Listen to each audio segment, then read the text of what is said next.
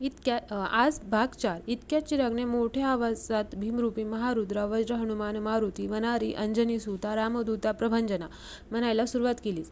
पुढच्या क्षणाला नीलाक्षी ओरडत लांब पळाली. चिरागला हे पाहून आश्चर्य वाटलं. ती आता त्याच्या आजूबाजूला फेऱ्या घालत होती. चिराग श्रोत पुन्हा पुन्हा म्हणत होता. तिच्या चेहऱ्यावरचे भाव आता हिंस बनत चालले होते. तिला चिरागचा हा पर्याय अजिबात आवडला नव्हता. तिला चिरागचे श्रोत पठण अजिबात सहन होत नव्हते. ती धावत वर निघून गेले. बराच वेळ वरतून नीलाक्षीचा सारखा ओरडण्याचा आणि गुरगुरण्याचा आवाज येत होता. तिचा आवाज चिरागच्या छातीत धडकी भरवत होता. चिराग पूर्ण रात्र हनुमान श्रुत म्हणत होता. सकाळ होताच वरतून नीलाक्षीचं गुरकावणं बंद झालं होतं. चिराग पूर्ण रात्र हनुमान श्रुत म्हणत होता. त्यामुळे तो दमला होता. पण नीलाक्षीचा अवतार आठवून त्याची झोपच उडाली होती. काल रात्री घडलेल्या प्रकारावर त्याचा विश्वासच बसत नव्हता. पण आपल्या हातावरल्या खुणा पाहताच त्याला विश्वास ठेवणं भाग होतं. वरतून नीलाक्षीचा काही आवाज येत नाही हे पाहून चिराग घरातून बाहेर पडला. निघताना तो सारखा मागे वळून पाहत होता. तो दरवाजा बाहेर पाहतच होता की इतक्यात मागून कोणीतरी त्याला बोकोठीला धरलं. त्याने घाबरून मागे पाहिलं असता त्याने पाहिलं की पाठीमागून नीलाक्षीने त्याला गच्च पकडलं होतं. तिच्या डोळ्यात खुनशी भाव होती. ती गुरगुरत होती. ती चिरागच्या अजून जवळ येणार की चिराग पुन्हा मारुती श्रोत म्हणू लागला.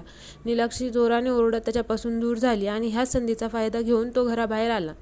त्याच्या मागोमाग नीलाक्षी धावत बाहेर ओसरीपर्यंत आली. पण बाहेरचा उजेड तिला सहन झाला नाही.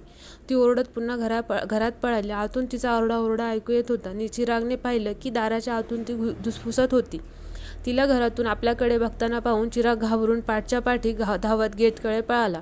चिराग धावत धावत मेन रोडवर आला. तो वाट फुटेल तिथे पळत होता. त्याला आता फक्त तिथून पळून जायचं होतं. तेवढ्यात त्याला पाठीमागे कसल्या तरी चाहू लागली. त्याने मागे वळून पाहिलं तर त्याला एक गाडी त्याच्या दिशेने येताना दिसली. चिरागने त्या गाडीला हात दाखवला तशी ती गाडी त्याच्याजवळ येऊन थांबली. साहेब तुम्ही इथे? त्या गाडीतल्या माणसाने चिरागला विचारलं. ह्या प्रश्नासारखी चिरागने दचकून समोर पाहिलं तर एक माणूस रिक्षा घेऊन त्याच्यासमोर उभा होता. चिरागला आठवलं की हा तोच बेवडा रिक्षावाला होता, सदू म्हात्रे, ज्याने त्याला मागे एकदा घरापर्यंत सोडलं होतं आणि पैसेही घेतले नव्हते. थांबा मी तुम्हाला घरी सोडतो. सदू चिरागची अवस्था पाहून चिरागला म्हणाला. घराचं नाव काढताच चिराग जोरात नाही असं ओरडला. चिरागची अशी प्रतिक्रिया पाहून सदू गोंधळला. त्याने चिरागला बळेच रिक्षात बसवले आणि थोडं पाणी प्यायला दिलं. थोडं शांत झाल्यावर चिरागला बरं वाटलं. तो भानावर आला. काय झालं साहेब? सदूने काळजीने चिरागला विचारलं. सदूच्या अशा विचारण्याने चिरागचा भान सुटला. तो त्याच्यासमोर हमसाहमशी रडू लागला. चिरागने रडता सदूला काल रात्रीपासूनची सगळी हकीकत सांगितली. काळजी नका करू, आपण पहिलं तुमच्या घरी जाऊ, सदू चिरागला समजावत म्हणाला. घराचं नाव काढताच चिराग घाबरला. पण लगेच त्याला नीलाक्षीची आठवण आली. आपण तिला तिथे एकटे सोडून आलो ही सल त्याला बोचली. तसाही आता हा सदू सोबत होता. त्यामुळे तो पुन्हा घराकडे परत जायला तयार झाला. सदूने रिक्षा सुरू केली आणि चिराग सांगेल त्या रस्त्याने ते दोघे चिरागच्या घराकडे निघाले. चिरागच्या घराजवळ रिक्षा थांबवून दोघेही उतरले. चिरागने दाखवलेलं घर पाहून सदू तीनताड उडाला. तुम्ही इथे राहता? अहो हे घर चांगलं नाही आहे. अहो निदान चौकशी तरी करायची. तिथे एक खून झालाय. त्या घराबद्दल कुणी चांगलं बोलत नाही. तुम्ही तिथे परत अजिबात जाऊ नका. सदूच्या अशा निर्वाणीच्या बोलण्यावर चिराग काही बोलला नाही. म्हणजे आपल्याला आजवर दिसत असलेला तो भास नव्हता, ते सत्य होतं. ते सदूच्या बोलण्यातून चिरागला जाणवलं होतं. तो फक्त डोळे विस्फारून सदूकडे पाहत राहिला. त्याला असं आपल्याकडे पाहताना पाहून सदू गडबडला. त्याने चिरागला गदागदा हलवून जोरात विचारलं. काय झालं साहेब? पण माझी बायको अजून तिथेच आहे, त्याचं घरात. चिराग हळूच सदूला म्हणाला. हे ऐकून सदू सरभरला. तेवढ्यात घरातून कुठल्या तरी बाईचा खदखदून हसण्याचा आवाज आला. तसे दोघेही जण आपल्या पावली मागे पळाले. साहेब माझा ऐकाल सदू चाचरत चिरागला म्हणाला. उत्तरा लागल. चिराग फक्त हुंकारला. त्याची नजर अजूनही कुठेतरी हरवलेलीच होती. ह्या प्रकाराला आता फक्त एकच माणूस आळा घालू शकतो. सदूच्या ह्या सांगण्यावर चिरागने चमकून सदूकडे पाहिलं. सदूने नजरेने चिरागला आश्वस्त केलं आणि चालण्याची खूण केली. चिराग निमूटपणे सदूच्या मागेमाग चालायला लागला. सदूने रिक्षा एका जुन्या देवळापाशी थांबवली. तो खाली उतरला. मागोमाग चिरागनेही त्याचं अनुकरण केलं. ते देऊळ फार जुनं होतं. आजूबाजूचा परिसर एकदम शांत होता. जुन्या धाटणीचं दगडी बांधकाम त्या देवस्थानाला प्राचीन इतिहासाची साक्ष देत होते. सदू त्या देवळाच्या दिशेने चालू लागला. चिराग त्याच्या मागोमाग चालत होता. पण सदू देवळात न जाता त्या देवळाला वळसा घालून त्याच्या पाठीमागच्या झाडीत घुसला. आतमध्ये ती झाडी फार गर्द होती. बराच वेळ सदू चालत होता. वाटेल कुणी कुणाशी बोलत नव्हतं. बराच वेळ चालवल्यानंतर त्या जंगलातली ती पायवाट एका मोठ्या झाडाखाली येऊन थांबली. चिरागने समोर पाहताच त्याला त्या झाडाखाली एक माणूस ध्यान लावून बसलेला दिसला. अगदी शांत आणि निश्चल. बघणाऱ्याला तिथे कुठला तरी पुतळा असावा एवढी शंका यावी इतका स्तब्ध. सदूने पुढे होत ते योगी तपस्वी व्यक्तीला नमस्कार केला. सदू काही बोलणार इतक्यात त्यांनी डोळे उघडले. एक नजर त्यांनी चिराग आणि सदूला पाहिले. त्यांची नजर चिरागवर स्थिरावली आणि हळूहळू त्यांचा शांत चेहरा उग्र झाला. ते वस्कन ओरडले, दूर हो माझ्यापासून, जा तिकडे, लांब उभा राहा. तुझी सावलीही नको माझ्या अंगावर, जा म्हणतो ना. चिराग घाबरून 2 पावलं मागे झाला. बाबांचा चेहरा लालबुंद झाला होता. त्यांनी सदूला खुणेने जवळ बोलावलं आणि आपल्या मडक्यात पाणी चिरागच्या डोक्यावर ओतायला सांगितलं. आपल्या शरीरावरून पाणी खाली उतरताना सगळ्या अंगाला लाल लाल इंगळ्या नसाव्यात असाच काहीसा अनुभव चिरागला येत होता. त्याच्या अंगाची लाही लाही होत होती. तो नाही नाही म्हणत असताना सुद्धा सदूने सगळं मडकं चिरागच्या डोक्यावर रिकामी केलं. तिकडे ते बाबा आपले डोळे बंद करून मंत्र पठण करत होते. हळूहळू चिरागचा दाह कमी झाला. तो आता शांत उभा होता. बाबांनी डोळे उघडले आणि त्यांनी चिरागकडे पाहिलं. आता त्याचा चेहरा शांत वाटत होता. त्यांनी चिरागला आपल्या जवळ बोलावलं. फार मोठी चुकी केली आहेस तू. तुझ्या बायकोला तिनं पछाडलंय. बाबांनी असं सांगताच चिराग हादरला. तिच्याकडे वेळ कमी आहे. आपल्याला लवकर काहीतरी केलं पाहिजे. 2 दिवसांनी अमावस्या आहे. तोवर जर का आपण काही केलं नाही तर ती पूर्णपणे तिच्या कह्यात जाईल. मग मात्र आपण काहीच करू शकणार नाही, बाबा चिरागला सांगत होते. हे ऐकून चिरागच्या पायाखालची जमीनच सरकली. काल रात्रीचा प्रकार आठवता चिरागच्या अंगावर सरसरून काटा उभा राहिला. मग बाबा, आपण उपाय कधी करणार? सदूने बाबांना विचारलं. आज रात्रीच. बाबांनी आपली धारदार नजर सदूवर रोखली. तिने सांगितलं, मी तिथेच येईल. तोवर हा धागा तुझ्या हातात बांध आणि हा खिळा तुझ्या घराच्या उंबरठ्यावर नेऊन टोक आणि बाहेरूनच ठोकायचा. घराच्या आत अजिबात जायचं नाही. शेवटचं वाक्य बाबा जोर देऊन बोलले. असे तिघेही शहारले. आणि हो, चिराग जसा वेळ वळला तसे ते बाबा पुन्हा गरजले. मी तुझ्या बायको नाही, हे पदोपदी लक्षात ठेव. जा, निघ. आणि बाबा पुन्हा ध्यानस्थ झाले. दोघेही घराजवळ पोहोचले. सदूने आपली रिक्षा घरापासून थोड्या अलीकडेच उभी केली. सदूने रिक्षा मुद्दामून रस्त्याच्या दिशेने फिरवून लावली. चिरागला त्याही परिस्थितीत सदूच्या समुपयुक्त कौतुक वाटत. दोघेही चालत आता घराच्या गेटजवळ पोहोचले होते. चालता चालता चिराग विचार करत होता की कोण कुठला हा सदू आणि आपण उगाच का त्याला ह्या सगळ्यात ओढतोय, आपल्यासाठी त्याला का संकटात टाकतोय. चिरागने एकवार पुढे चालणाऱ्या पाठमोऱ्या सदूकडे पाहिला आणि काहीतरी ठरवून त्याने सदूला हाक मारली.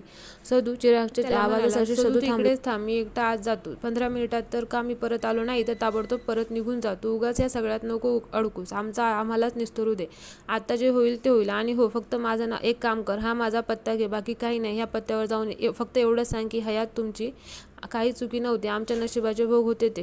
निलाक्षित निर्दोष आहे. आपलं कार्ड सदूच्या हातात टेकवत चिराग म्हणाले. त्याने प्रयत्नाने आपले अश्रू सदूपासून लपवले. चिराग थेट ढकलून आज जाणार इतक्यात सदूने चिरागचा हात पकडला. बस काय साहेब, एवढीच किंमत का माझी? मी नाही तुम्हाला एकटं सोडून कुठे जाणार. मी तुम्हाला का मदत करते हे माझं मलाही नाही माहीत. पण तुमचा चेहरा सेम माझ्या दादासारखा दिसतो. तुम्ही बोलता पण अगदी त्याच्यासारखेच. तुम्हाला पाहिलं की त्यालाच पाहिल्याचा भास होतो. मला फार जीव होता त्याच्या माझ्यावर. नेहमी एकत्र असायचो आम्ही. पण एक दिवस तो मला सोडून गेला, कायमचाच. तो गेल्यापासून आता तर मी एकटा असतो. आता त्याच्यावर अशी वेळ आली की असती तर मला एकटा सोडला असता का? आपल्या मोठ्या भावाची आठवण आल्यामुळे सदूचे डोळे पाणावले. त्याने ते शर्टाच्या बाहीने पुसत लगेच म्हणाला, तसेही हे फार देखील जोखमीचं काम आहे. कोणीतरी लक्ष ठेवणारं हवं. तिथे चिरागने सदूच्या खांद्यावर हात ठेवला. त्यावर सदू हलकेच हसला. दोघांनी एकसाथ तो लोखंडी गेट आत ढकलला. चिराग गेटच्या आत आल्यावर त्याने एकदा सभोवतालची नजर फिरवली. अंगणातला गुलमोहर अगदी स्तब्ध उभा होता. चिरागने त्याच्याकडे पाहिलं असता त्याला दडपण आलं. त्याने लगेच आपली नजर त्या गुलमोहरावरून काढून घेतली आणि घराकडे झपझप चालू लागला. ते दोघे ओसरीजवळ पोहोचले. बाहेरून घरी अगदी शांत वाटत होतं, जणू काही तिथे कोणी राहतच नाही. चिरागला प्रचंड दडपण आलं होतं. त्याने एकवार सदूकडे पाहिलं. त्याने नजरेने चिरागला तो त्याच्यासोबत असल्याचं सांगितलं. चिरागने दंडाला बांधलेला तो धागा पुन्हा एकदा चाचपून बघितला. चिराग हळूच ओसरीवर चढला. सदू खालीच थांबला होता. घराचं दार बंद होतं. चिरागने खिशातून बाबांनी दिलेला तो खिळा काढला. त्या खिळ्याला उंबऱ्याच्या बरोबर मध्ये ठेवून त्याने हातोडीने पाहिला. घाव घातला. त्या शांत आसमंतात तो आवाज केवढ्याने तरी घुमला. चिरागने खिळ्यावर पहिला घाव घातला. त्या क्षणी वरच्या खोलीतून निलाक्षीने जोरात किंचाळी ऐकू लागली. अंगणातला गुलमोहर केवढ्याने तरी सळसळला. चिराग आणि सदूला हा इशारा समजला. चिरागने पुन्हा एक जोरदार घाव घातला. चिराग एका मागोमाग घाव घालत होता. तेवढ्यात त्याला आतमध्ये हालचाल जाणवली. बहुतेक वरच्या खोलीतून कोणीतरी दणदणत ओरडत खाली येत होतं. तो आवाज सदूने ऐकला होता, म्हणून तोही चिरागला त्याचं काम लवकर उरकायला सांगत होता. अंगणातल्या गुलमोहराची सळसळ आता कमालीची वाढली होती. चिराग आता भराभर घाव घालत होता. अजून 3-4 फटक्यानंतर त्याची खिळा ठोकायची प्रक्रिया पूर्ण होणार की इतक्यात दार उघडला आणि निलाक्षी दारातच उभी होती. निलाक्षीचा अवतार पाहून दोघेही घाबरले. तिचा चेहरा पांढरा फटक पडला होता, जणू काही अंगात रक्तच नाही, अगदीच निर्जीव. तिचे डोळे सुजले होते. तिच्या डोळ्याखाली काही काळी वर्तुळं आली होती. तिच्या डोळ्याच्या बाजूला एक वर्ण उमटला होता, चांगला ठसठशीत. ती फुटफुटकारत होती. समोर चिरागचं उभा पाहून तिने सरळ त्याची घनसांडीच धरली. पुढच्याच क्षणाला ती त्याच्यापासून दूर उडाली आणि आत जाऊन पडली. जणू काही कुणीतरी तिला जोरात ढकलून दिलं. चिराग आश्चर्याने आत उडवलेल्या निलाक्षीकडे पाहत होता. त्याला नक्की काय हा प्रकार घडला ते कळत नव्हतं. तो घाबरून तसाच उभा राहिला होता. सदूने चिरागला थांबलेलं पाहून हाक मारली. दादा, खिळा ठोकून झाला का? चिरागने मानेने होकार दिला. तसा सदूने त्याला परत फिरायची खूण केली. चिरागने ओसरीवरून खाली उतरत होता की त्याने पुन्हा मागे एकदा वळून पाहिलं. निलाक्षी अजूनही तशीच आत जमिनीवर पडलेली होती. तिची काही हालचाल होत नाही हे पाहून चिरागने तिला हलकेच हाक मारली. चिरागचा आवाज ऐकून निलाक्षी हळूहळू उठू लागली. मगाशी बहुतेक ती जोरदार आपटली असावी, कारण तिला उठताना होताना त्रास स्पष्ट दिसत होता. तिने मागे वळून चिरागकडे पाहिलं आणि रडायला लागली. चिराग, मला घेऊन चला इकडून. मला खूप भीती वाटते इथे. तुम्हाला काय झालंय? तुम्ही असे का वागताय माझ्याशी? मी तुमची निलाक्षी आहे. मला सोडून जाऊ नका. मला खूप भीती वाटते इथे. मला एकटं सोडून नका जाऊ प्लीज. निलाक्षी गयावया करू लागली. निलाक्षीला असं रडताना पाहून चिरागला कसं झालं. त्याचं काळीज हेलावलं. त्याला जाणवलं की निलाक्षीला खरंच त्याच्या आधाराची गरज आहे. काहीही झालं तरी ती त्याची बायको होती आणि आपण तिला या अवस्थेत असं सोडून जाणं त्याला योग्य वाटत नव्हतं. त्याने तिच्याकडे पाहिलं. ती अजूनही रडतच होती. रडून रडून तिचे डोळे सुजले होते. अखेर चिरागला राहावलं नाही. तो तिच्याकडे जाऊ लागला. ती फार आशेने चिरागकडे पाहत होती. तेवढ्यात त्याचं लक्ष तिच्या उजव्या डोळ्याच्या बाजूला आलेल्या डागावर पडली. हा व्रण कसला? पाहिलं तर निलाक्षीच्या चेहऱ्यावर असलं काही खूण नव्हती. तो ह्या विचारात उंबरा ओलांडून आत जाताच होता की तेवढ्यात त्याला पाठीमागून कोणीतरी खेचलं. अहो साहेब, काय करताय? विसरलात का तुम्ही? पाठीमागून सदू त्याला बाहेर ओढत असताना जोरात ओरडला. तसा चिराग भानावर आला. त्याने बावरून एकदा सदूकडे आणि एकदा निलाक्षीकडे पाहिलं. हातात आलेली संधी अशी चुकलेली पाहताच निलाक्षी चवताळली. निलाक्षी एका जंगली श्वापदासारखी त्याच्याकडे पाहत होती. तिच्या चेहऱ्यावर हिंस्र भाव होते. हरामखोर, त्या भडव्याच्या नादाला लागून नको ती आगळी करू नकोस.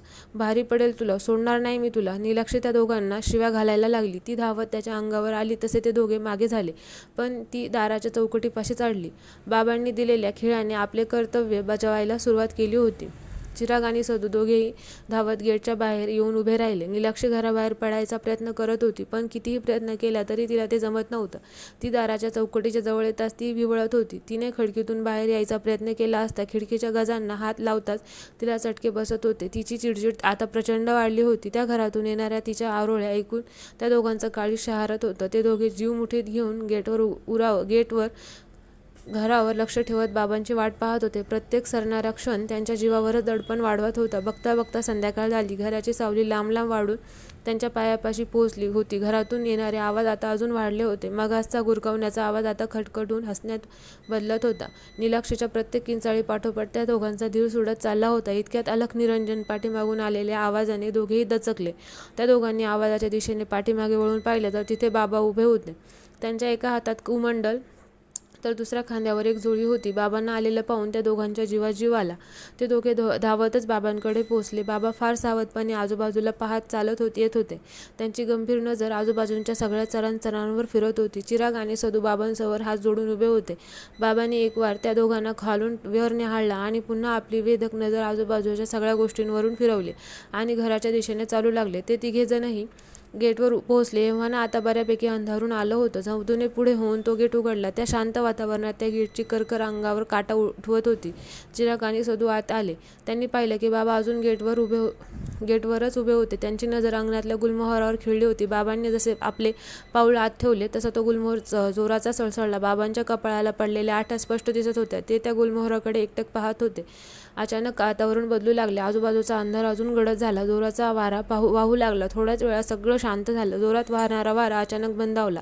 आसमंतात साचलेलं जडत्व थोडं निवळलं. अचानक घडलेल्या ह्या प्रकाराने गोंधळलेला चिराग आणि सदू घाबरून बाबाकडे पाहिलं. बाबा शांतपणे त्यांच्या जागेवर उभे होते. घाबरू नका, हा फक्त तिने मला दिलेला इशारा होता. एवढं बोलून बाबा घराच्या दिशेने चालू लागले. तेवढ्यात आसमंतात एक आरोळी घुमली. चालतं हो रे फुकटच्या मरशील. बाबा सकट सगळ्यांनी चमकून आवाजाच्या दिशेने पाहिलं. वर खिडकीत नीलाक्षी उभी होती. तिच्या डोळ्यात विखार साठला होता. चिरागला तर तिला असं त्याच्याकडे बघताना पाहून धडकीच भरली. बाबांनी एक नजर तिच्याकडे पाहिला आणि मग तिच्याकडे पाहताच घराकडे चालू लागले. आपण दिलेला इशारा हा माणूस ऐकत नाही हे पाहून नीलाक्षी अजून चवताळली. तिने खिडकीतून खाली उडी मारण्याचा प्रयत्न केला, पण पुन्हा बाबांनी मंतरून दिलेल्या त्या खिळ्याच्या प्रभावामुळे तिला बाहेर पडता येईना. ती रागाने बेभान झाली. ती आता स्वतःच्याच थोबाडीत मारून घेऊ लागली. स्वतःचे केस ओढू लागली. ती जोरजोरात ओरडत आत गेली. चिराग हे सगळं पाहून गांगरला. नीलाक्षी म्हणत तो पुढे सरसावता इतक्यात बाबांनी त्याच्या हातात धरला आणि थांबवलं. ती तुझी बायको नाही हे तू तुझ्या मेंदूत पक्क गोंदवून ठेव. घे, ती सध्या कोणाच्या तरी प्रभावाखाली आहे आणि तिला वाचवायचा असेल तर तुला खंबीर व्हावं लागेल. बाबांनी असं सांगताच चिरागला त्याची चूक समजली. बाबांनी ओसरीवर पाऊल ठेवता समोरच्या बंद दरवाजावर आतून कोणीतरी येऊन धडकलं. जसे बाबा दरवाजाजवळ जात होते तसा आतून दरवाजावर नखाने ओरबडल्याचा आवाज येत होता. एक दीर्घ श्वास घेऊन बाबांनी दरवाजा उघडल्यावर पाहिलं तर दारामागे कुणीच नव्हते. बाबांनी उंबऱ्यावर उभा राहून आपल्या हातातल्या कमंडलामधून पाणी तुळशीपत्राने घराच्या आत उडवलं. तापलेल्या तव्यावर आणि पडलं की कसं चर आवाज येतो तसा आवाज आला. सगळेजण आता घरात आले. आतमध्ये आल्यावर बाबा आपल्या कुमंडलामधील पाणी उडवत चालत होते. सगळीकडून चरचर असा आवाज येत होता. आतमध्ये भयान शांतता होती. नीलाक्षीचा कुठेही मागमूस दिसत नव्हता. चिराग आणि सदू घाबरून इकडे तिकडे पाहत होते. बाबांनी हॉलच्या मध्यभागी आपल्यासोबत आणलेल्या सामानांची मांडणी केली. आपल्या गुरुला नमन करून बाबा त्यांच्या कार्याच्या तयारीला लागले. सदू त्यांना मदत करत होता. चिरागला बाबांनी एक कोपऱ्यात उभं राहायला सांगितलं होतं. बाबांनी एक होम पेटवला. त्याच्या समोरच्या भागात त्यांनी एक रिंगण काढलं. मंत्रांचे आवर्तन सुरू झाले. बाबांनी मंत्र म्हणायला सुरुवात करतात लगोलग वरच्या रूममधून त्यांना एकामागून एक किंचाळ्या ऐकू येऊ लागल्या. बाबांनी त्यांचा मंत्रघोष सुरू ठेवला. आता कुणीतरी दणदणत खाली येत होतं. चिराग आणि सदू घाबरून जिन्याकडे पाहू लागले. त्यांना दिसलं की समोर जिन्यावर नीलाक्षी उभी होती. तिचे केस अस्ताव्यस्त पसरून तिच्या चेहऱ्यावर आले होते. रागाने तिचा ऊर धपापत होता. ती गुरगुरत होती. घरात सुरू असलेला हा मंत्रघोष तिला अजिबात सहन होत नव्हता. येताना ती आपला राग बाजूच्या भिंतीवर नख घासून व्यक्त करत होती. तिने शेवटच्या पायरीवरून खाली पाय ठेवणार इतक्यात ती थांबली. ती हवेत काहीतरी घुंगरल्यासारखे केले. हरामखोर असं बोलून ती आपल्या पावला परत जायला निघाली. बाबांनी हवेतच काहीतरी पकडल्यासारखं केलं. त्या सरशी जिन्यावर उभ्या असलेल्या नीलाक्षीचे केस हवेत उचलले गेले आणि मागे मागे येऊ लागली. बाबा पूर्ण ताकदीनिशी तिला खेचत होते. नीलाक्षी खाली हॉलमध्ये आली. बघताना असं वाटत होतं कुणीतरी अदृश्य शक्ती नीलाक्षीचे केस धरून तिला फरकटत आणत आहे. खाली जमिनीवर पाय पडताच नीलाक्षी विवळत होती. बाबांनी आता नीलाक्षीला रिंगणात आणून बसवले होते. त्यांनी एक वार तिच्याकडे आणि सगळ्या घराकडे पाहिलं. त्यांनी चिरागला उंबऱ्यावर खिळा काढण्यास सांगितला. चिरागने एकदा नीलाक्षीकडे आणि एकदा बाबांकडे पाहिलं. बाबांनी त्याला नजरेने आश्वस्त केले. चिरागने हातावरल्या हातोडीने तो खिळा काढण्यास सुरुवात केली. त्याला फार जोर लावावा लागत होता. अखेर तो खिळा निघाला. चिरागने तो खिळा बाजूला ठेवायला तो उचलला असता त्याला जाणवले की तो खिळा प्रचंड गरम झाला होता. तेवढ्यात पाठीमागून नीलाक्षीचा आवाज आला. चिरागने घाबरून झटक्यात मागे पाहिलं तर ती बसल्या जागेवरून त्याच्याकडे पाहत गुरगुरत होती. तिच्या नजरेला त्या विखाराने चिराग जागीच थिजला. तो तसाच उठून धडपडत परत सदूच्या शेजारी येऊन उभा राहिला. तिची नजर त्याच्यावर खिळलेली होती. जणू काही ती त्याला इशारा देत होती की हे सगळं तू करून किती मोठी चूक केली आहेस. कथेचा हा भाग आवडला असल्यास आपल्या चॅनलला नक्की सबस्क्राईब करा आणि आपल्या स्टोरीला लाईक करा. नेक्स्ट पार्ट हा लवकरच टाकण्यात येईल. धन्यवाद.